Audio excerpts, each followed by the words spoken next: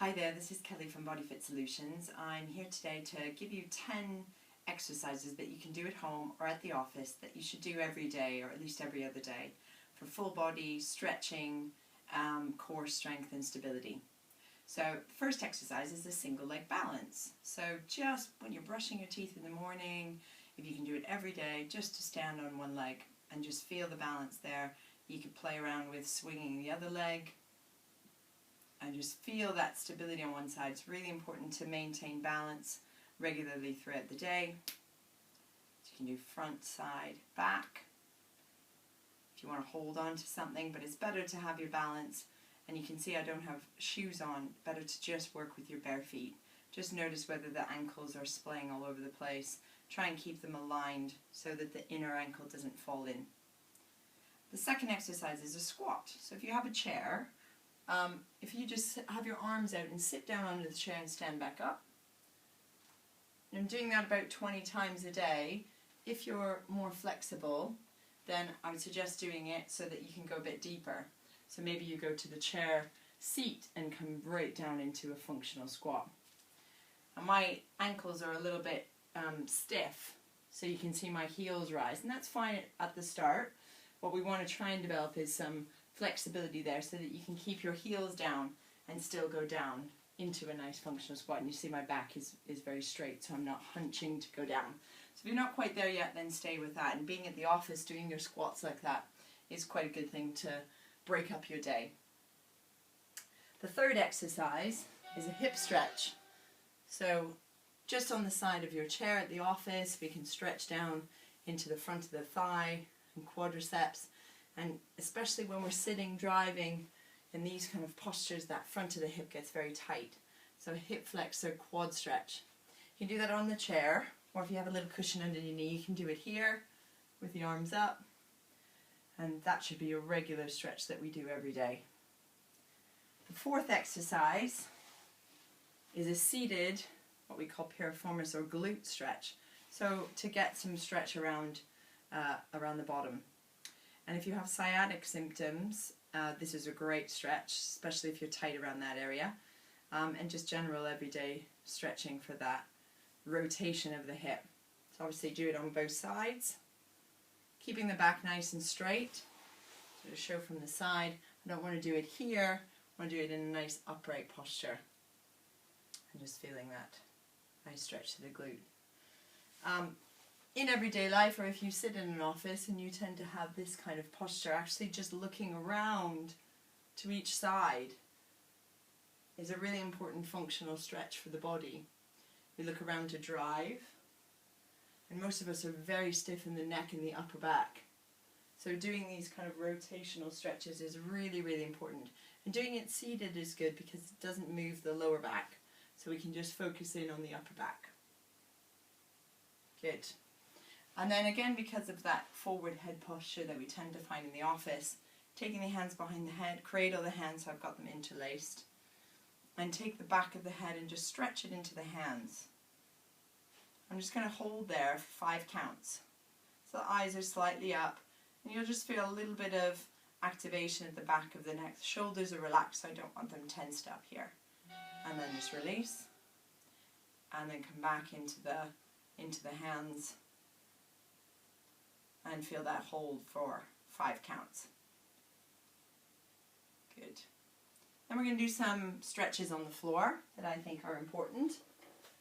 So starting on all fours is a cat stretch. So it's to mobilize the spine. And you can't see from my shirt, but what we want to make sure of is that we're in this posture. We're in a straight back, so head, middle of the shoulder blades and tail are in a nice straight line. And that you're engaging the abdominal wall lightly here. And then we're going to curl the tailbone down and start to curl up the spine. So I'm really trying to stretch nicely the whole back into flexion. I'm feeling an engagement through the stomach to bring the hips to the ribs. And then I want to unravel back out and come into a little spinal extension. So sequencing up with an exhale. It's a chance to focus on your breathing and inhaling into that extension. Or you can take 4 breaths and go into an exhale to come up. An inhale to breathe into your back. And an exhale to come through into extension.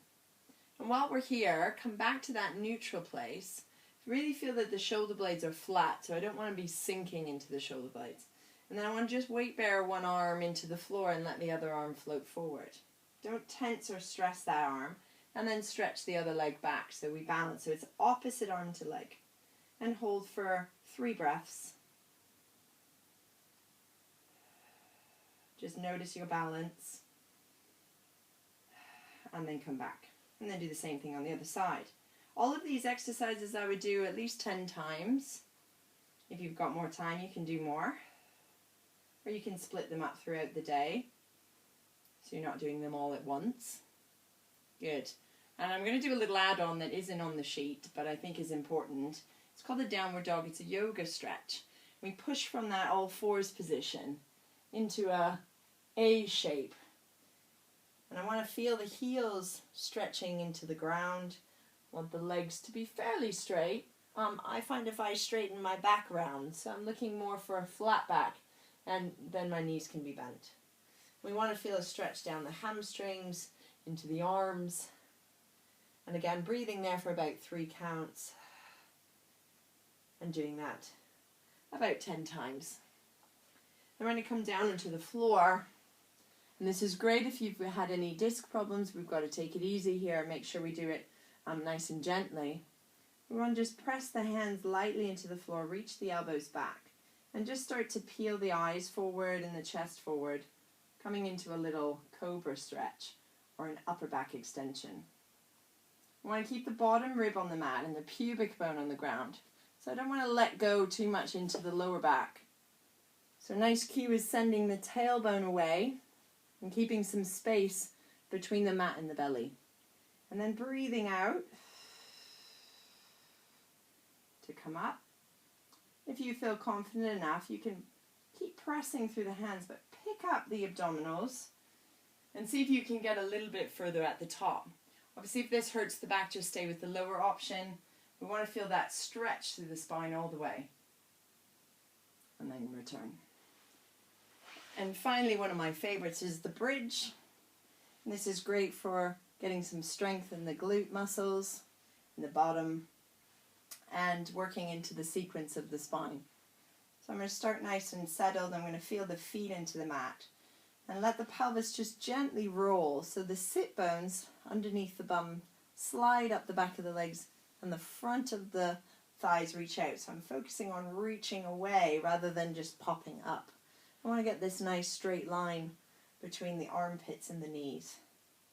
And then on the way down, we're going to breathe out. Keep feeling this length and roll down to the mat.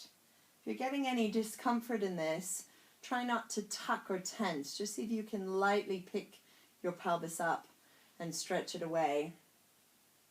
Make sure we don't go too high that the ribs are out and you're on your neck, so the ribs are settled.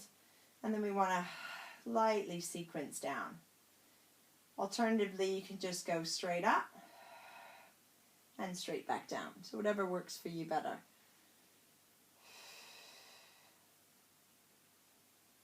Good. And again, about 10 times of those.